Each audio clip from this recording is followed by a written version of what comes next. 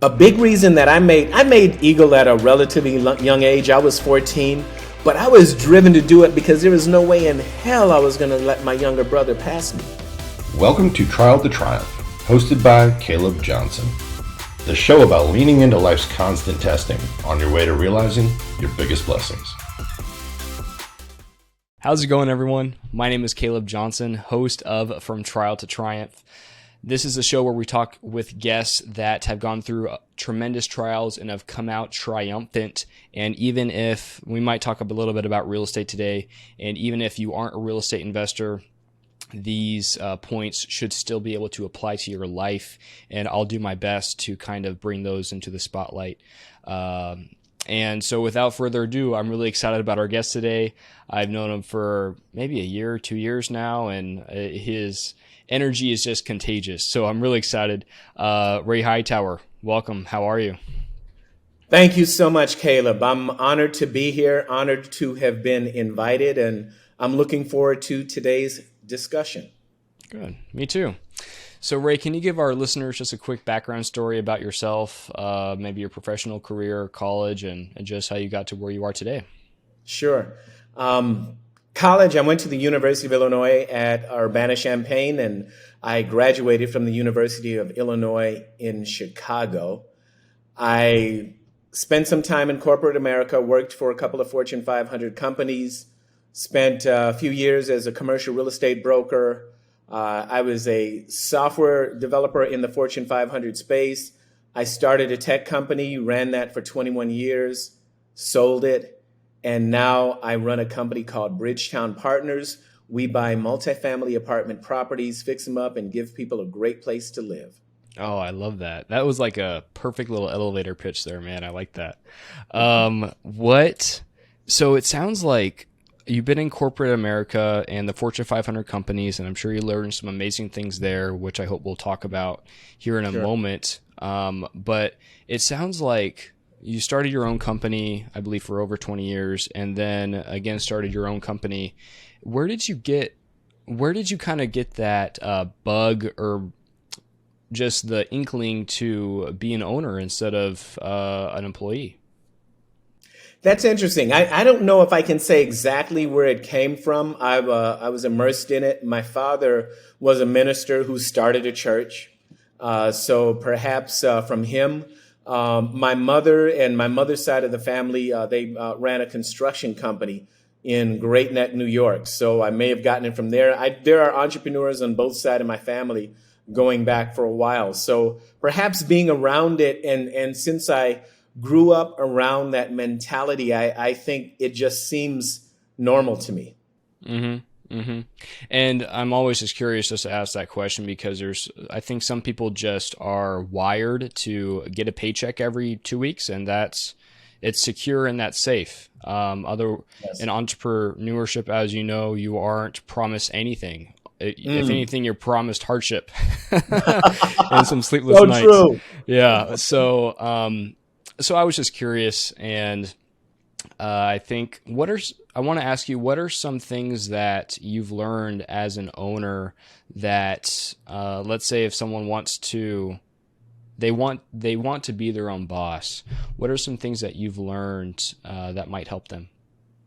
Well, the first thing I would say, you mentioned hardship, and you and I both laugh about it because we're entrepreneurs. Yeah, there's hardship, but there's also a lot of joy. There's the joy of setting your own direction. There's the joy of keeping clients happy. And I will say something that I observed a long time ago in the early days of my last company. Even when you own the company, you're not really your own boss, because the real boss is the client or the customer. And they can fire you like that just by going to one of your competitors. So, yeah, you could say, maybe if I'm trying to impress somebody, I might say, yeah, I'm my own boss. But, really, not really. It's really the customer or the client who's the boss. Mm-hmm. That's fair. Now, I'd like to, from the Fortune 500 companies, we don't need to name those, but I'm curious, what is the most important thing you've learned about that, and also what did you learn from those companies that you were ultimately able to transfer into your own company that was obviously very successful? I'll be glad to talk about those. In one case, this was a company that was founded by two guys in the late 30s, and actually, when I was there, they were still alive. They were, of course, they were not involved as much in the day to day, but they were sitting on the board of directors, and they were still alive, and they were legendary. And the current president was. He had been trained by them directly. So I got to know him. I got to know them. And just the idea, the way they started the company, they solved a problem in a specific industry. They solved one problem in a specific industry. They did well, and they were invited to solve more problems in related industries. And the lesson that I took there is, you want to, Cub Scout motto is do your best, right? I was a Cub Scout and, a Boy Scout and all that. You want to do your best with whatever you're doing, because you never know when that outstanding performance will enable you to get more positions elsewhere or earn more clients elsewhere. So that's from one company, remarkable company, that is, and was, I also got to see from that company and the second Fortune 500 company, I got to see what it's like to go through business cycles, because I joined, I was with each during the very, very, during their peak cycle when they were like the bomb, like the company that everybody wanted to work for, or one of the companies that everyone wanted to work for. And I got to see them after I left. I got to see how they rested on their laurels a bit. How they became, oh yeah, we're so good at this, and became a little bit overconfident, and you got to see how they were replaced almost by younger, more aggressive, scrappier companies coming up. And I got to see this in person, but then growing older and looking at the Fortune 500, the companies on the Fortune 500 don't stay there forever. They get wiped out and replaced all the time by younger, scrappier, more aggressive companies. So the big lesson that I got from being there is you can't rest on your laurels. You can't relax. You can't you got to relax at some point, but you can't just relax in your level of service to your customer or your level of service to your client. You can't relax that way. And it was really summed up really well in a book by Andy Grove. Andy Grove was one of the early execs of Intel Corporation and went on to become CEO of Intel. Title of one of his books was Only the Paranoid Survive. And in business, I think it's important to maintain a healthy level of paranoia, realizing that your customers can easily go elsewhere if someone else provides a better product or a better service. That's a great point. And I think all the listeners can take away something from there, because even if you guys know the story about Blockbuster and Netflix, when Netflix was kind of going through their thing and they were coming up, and they came to Blockbuster and they wanted to work with them or partner with them, and Blockbuster said, we don't need you. We're a big company, and now I think there's like one Blockbuster left in the world or something like that. Yeah. And so it's probably a museum or something, huh? Yeah, probably a museum. I know it was in Captain Marvel, and that's the only way that I know there might still be one. And maybe maybe that's gone. But anyway, if whatever that is, and even knowing myself, you get complacent, you close one deal or whatever that is, even if it's your day job, you still need some oomph, you could say, to still motivate you and get you through that, just to keep tracking on. Yeah. And yeah. Now, I think that word oomph is in the dictionary too. I think it is. It is now, at least. We'll make sure it's in there now. Let's put it in there. There you go. Ray, and what was a couple of things you took away from those Fortune 500 companies that you ultimately implied into your own company that made it successful? Yep. I'll give you a few examples. With one, let's see, when did this story? This story happened in the summer of 1984. I was living in Colorado working for one of them, and my boss came over to me. We were in an electronics lab, and my responsibility was writing software to drive some of the hardware written by some electrical engineers there. And several of us were coders, several of us were writing software, in assembler. We used assembler and we used Pascal and some other obscure languages. And then our software would communicate with the electrical and electronic hardware that was created by the electronic engineers. And it was wonderful. I was working with some of the smartest people, smartest engineers ever. And I just felt honored to be there. And one day my boss comes over to my desk and he says, hey, Ray, have you seen the new Apple Macintosh? The Apple Macintosh had been announced just a few months earlier during the Super Bowl. You've seen the Super Bowl ad where the runner runs up and throws a hammer through the screen when the Macintosh was announced. So my boss had a new Apple Mac, brand new Apple Mac, first one. So I went over to his desk and the Mac was sitting there in pieces. He had already taken it apart because, he was an engineer. Classic. He was an engineer. He was such a smart guy named Dan, and Dan was so smart, and I just loved working for him, and I learned so much from him. And we laughed about that. He said, here it is. And we looked at it and laughed. He said, tell you what, tomorrow morning, I want you to go to this store. He gave me an address of a store to go to in downtown Colorado Springs. That's where I was living and, working with a company in Colorado Springs. And he said, go take a look at that machine, play with it for a little while, see what the user interface is like. And when you come back, I'll tell you what your next project's going to be. So I went down there and I saw the Apple Macintosh and I got to play with it for a little while. A couple of things jumped out at me. It had on it this device called a mouse. And 2 years earlier, I had read, this is in 1982, I had read about a device called a mouse. I thought it was the dumbest idea ever. When I read about the mouse, I thought the mouse was, what? Why don't you just enter line commands, do everything on the keyboard? Moving something on your desk and making a pointer move that way, that's just stupid. And I had read about that in 82 and I forgot about it. In 1984, I sat down in front of a Macintosh for the first time. I used a mouse for the first time and I was sold on it almost immediately because then I got it. Reading about it, I thought it was the stupidest thing ever. Using it, I thought, this is amazing. And what that taught me is, one, I'm not so smart. I thought it was stupid when I read about it. So clearly I got to be very careful about what I predict. And two, there's a big difference between reading about something, especially an electronic device or something that interacts with humans. There's a difference between reading about it and using it.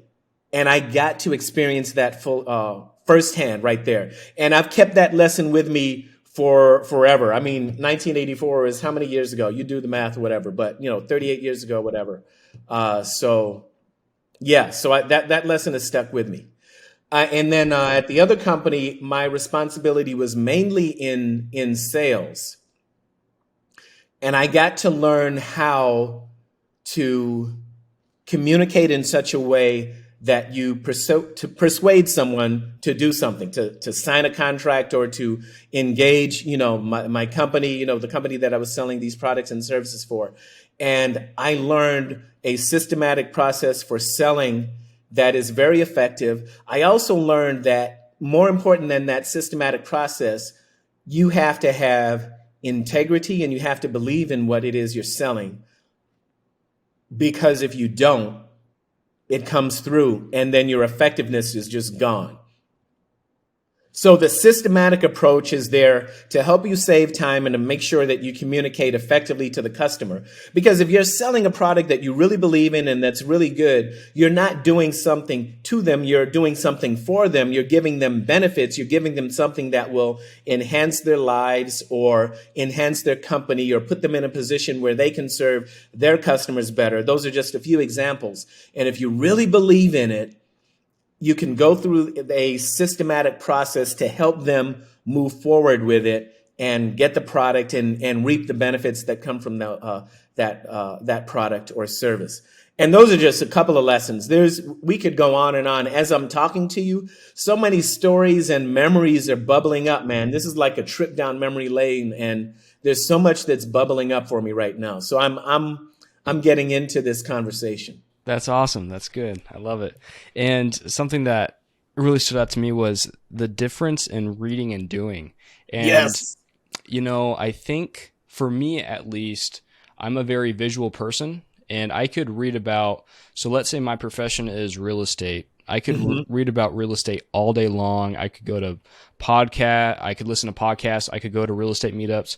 I could talk to professionals like you, Ray, and become a mentee and whatever that looks like. And I could do that for years and of course never do a deal, but I would learn so much more and also gain so much more confidence in actually doing it than I would in those 2 years about learning and just educating myself, because I just know that I am that person. So, and everyone has their own learning styles. Yes. But that really hit me because that's how I learn. Yes.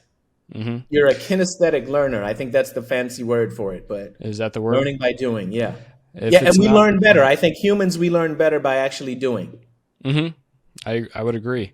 And so I even want to go before even all of the stuff you talked about being a real estate broker, but I want to talk about what really, talking to you earlier, you said your parents were a huge impact on your life.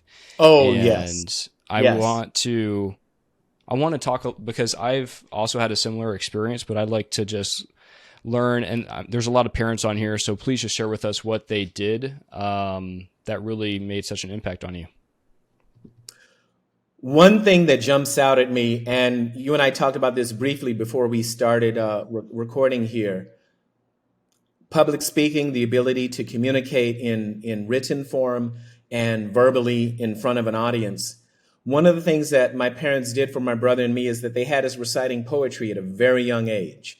One poem was somebody said that it couldn't be done. And it starts off, somebody said that it couldn't be done, but he with a chuckle replied that maybe it couldn't, but he would be one who would not say so till he tried. So he buckled right in with a trace of a grin on his face. If he worried, he hid it. He started to sing as he tackled the thing that could not be done, and he did it. And that's one poem that we learned. Another poem we learned was If by Rudyard Kipling. And I have a copy of If on my website. If you go to rayhightower.com, you click on the word If in the navigation, you'll see it. There's a copy of the poem there, If by Rudyard Kipling. And those were the kinds of poems that my parents required us to memorize and recite in front of other people at a very young age. I don't know how young we were. I don't remember not reciting those poems. I just don't. When I go back, maybe when we could talk or when we could read or probably before then, but we had to do those, and we didn't necessarily enjoy it. Oh, we got to do this poem. We did this already. This is boring. We're doing this again. Like, oh, this is boring. This classic line that kids give to their parents. But they made us do it anyway, and I'm so grateful to them for that. I'm so grateful to my mom and my dad. My dad passed away some years ago, but I'm so grateful to both of them. And they were just always engaged. I told my mom once when I was in my 30s, this was after I'd been running one of my companies for a few years, and I was making money, I was traveling around, I was feeling kind of full of myself. I was like in my mid 30s. I said to my mom, Mom, you did a really good job of raising me. And she said, I'm not done yet. Oh, I love that. I like your parents already, man. They're great. We'll need them on So the show. yeah, my parents, absolutely. My parents, my entire family, we were and are very fortunate to have the family that we have, my brother and me, just looking around. I have some cousins who are in their 20s who are starting a new business here in Arizona. It's so exciting to see what they're doing. They're going to announce it. Yesterday, I walked through this space, one of the retail spaces that they have. They are very close to finishing the build out in this space. It's just remarkable. They're like in their, mid, late 20s or whatever. I think I'm getting there. When the first time I met them, I saw an image on an ultrasound when they were in their mother's, womb. So I think like late 20s or so. So, I think it's just, I feel very fortunate to have the parents and the brother and the cousins and the family that I have. That's been a big influence on me. Yeah, that's awesome that you say that. I think for me too, my dad would pay me to read.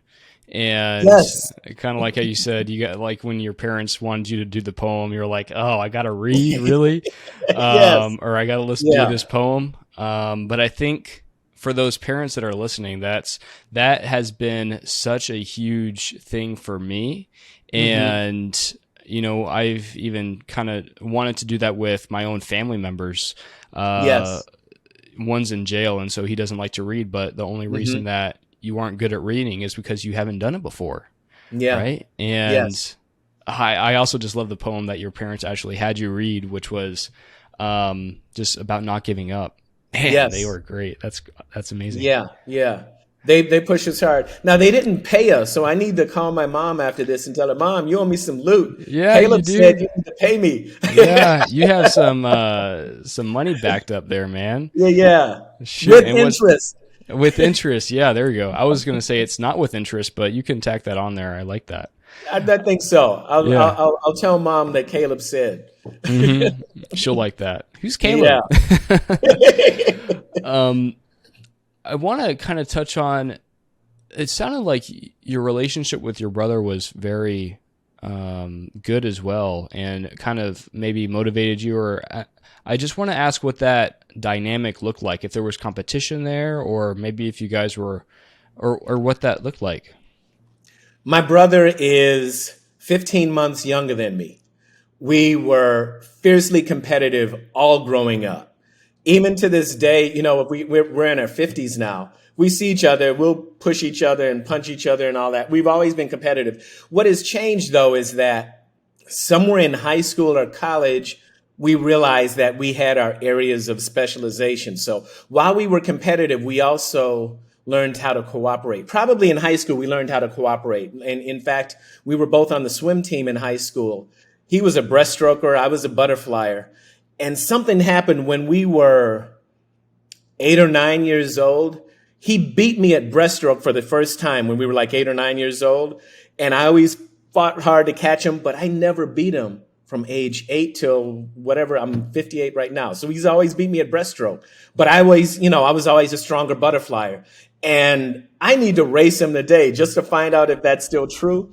But we were competitive, but because we did different strokes, we were able to be on the medley relay team together, and we did very well. When he did breaststroke and I did butterfly, we did extremely well on the medley relay team. We did that when we were competing in the YMCA, when we competed on the YMCA level in high school, and also at summer camp. We went to Boy Scout camp when we were growing up, and one year we beat all of the troops in the camp. We dominated all the troops in the camp, and we were this close to beating staff, because staff had a team there, and the staff, they were older than us and cocky and talking trash, and we looked up to them, but we wanted to beat them because we were like 13, 14 years old, and they were like 16 to 18 years old. So we looked up to them, but we still wanted to dominate. So we came real close, but they still beat us. But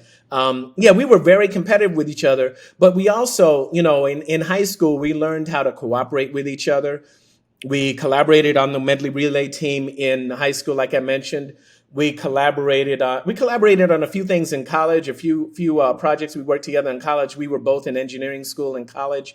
And when I was running Wisdom Group, my technology company, there were a few times where we needed his expertise, and we brought him in to help us with clients. So he's a real smart guy. He has an engineering undergrad and an MBA, and he's just he has really strong leadership skills and engineering skills. And so, it's a great relationship. We get along really well together.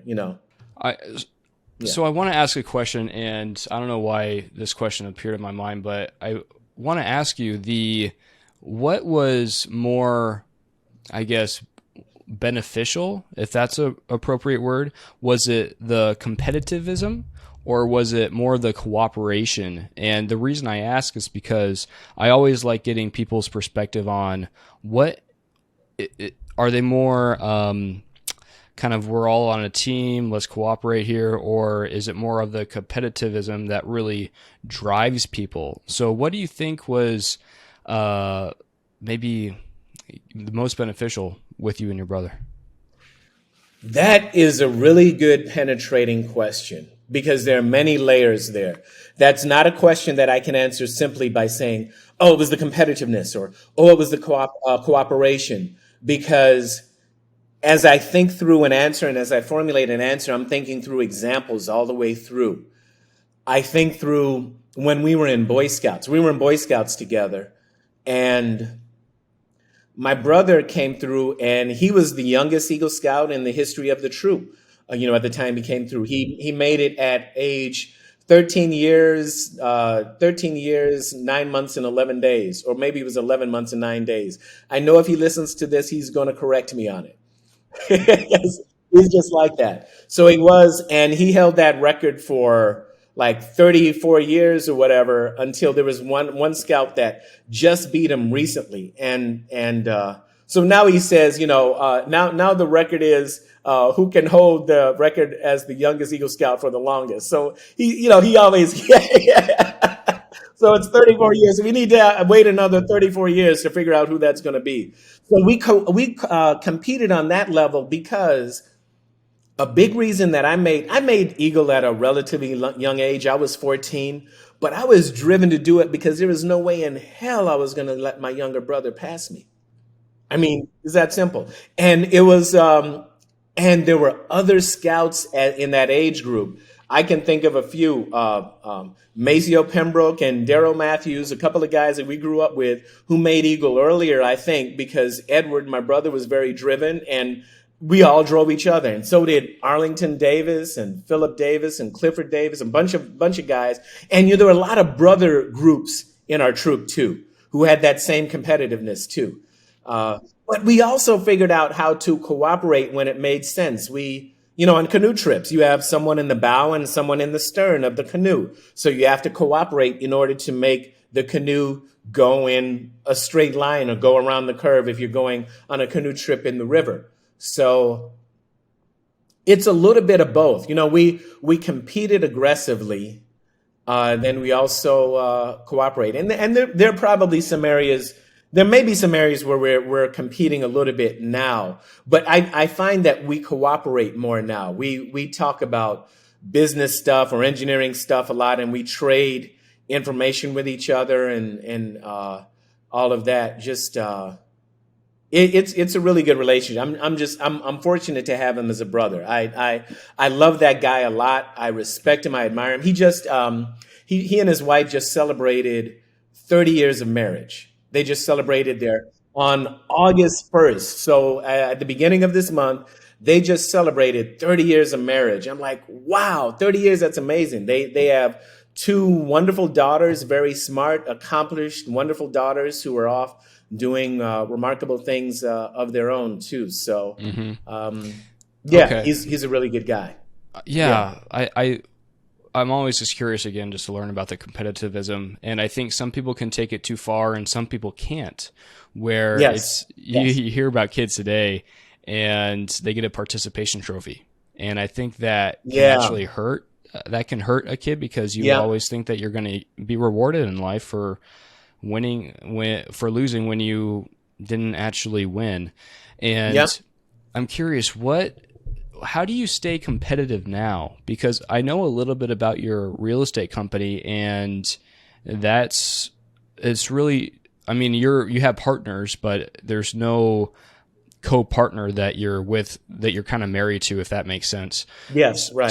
So how do you keep competitivism, and how does that really affect you now? How does how does competition show up for me now? You mean with Bridgetown Partners and whatever I'm doing? Yes. Okay. There is a desire to always look good in front of your partners, to always deliver for your partners, to always be someone that your partners can count on. I think about my partners right now, like on one deal we have in Phoenix. I'm fortunate to be partnered with some people, Kathy Jang, of course, and, the people at Vertical Street Ventures, Jenny Gu and Kyle Mitchell and Stephen Louis and Ronnie Gu. And they're all, I will say this, one of the reasons I chose to be partnered with them in my first GP deal in Arizona was because I knew that they were all further along the path than I was. And I knew that just by virtue of being in the same room with them, same Zoom call or same physical room or walking through properties with them, there's certain things I'd pick up just by virtue of being around them. And I am, now I will say as I get older, I do feel that I'm more competitive with myself than I am with them because they're all further along than I am. At the same time, because I'm working with them, because I have a desire to deliver for the team, I'm further along than I would have been if I had been trying to do this by myself. So even though you're on the same team, you're still, it's almost, they're almost bringing you up, and that's not too much. That's not really competitivism, but it kind of is in a sense because, again, they're bringing you up, and that's the ultimate goal. One story that really impacted me, I don't remember what book it was in, but if you run a race and you're the fastest person in that race every time, then you're never going to get faster.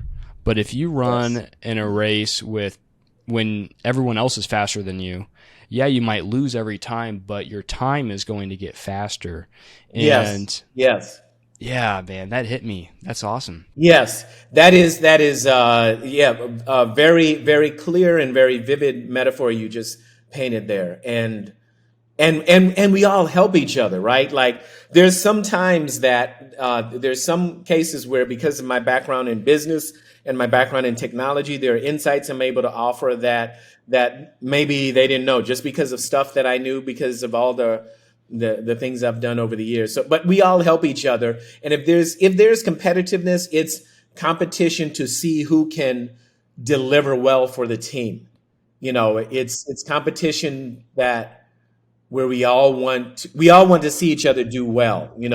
Like I watch, and all of us are partnered with other people too. I'm on another deal right now where I'm raising on a deal in Tennessee with another set of partners, led by Rod Cleef and Scott Holmes and Tim Fergustad, and there's some other partners there. And with that team, again, they're further along than I am, but we all have a desire to do our best, to deliver our best for the sake of the team.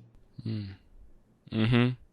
Yeah, I think that's so. The people that are listening to this and they might not be just in a day job, right?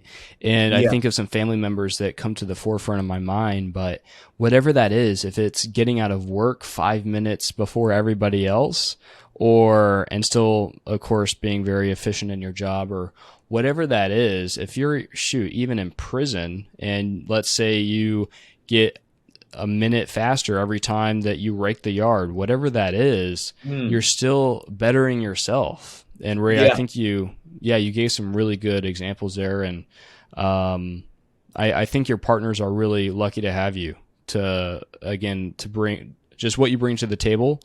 I think is really beneficial to them. Well, both ways. We're fortunate to be working together. So I appreciate you saying that. I feel very blessed and fortunate myself. They're, part of my prayers when I pray in the morning, so there it is.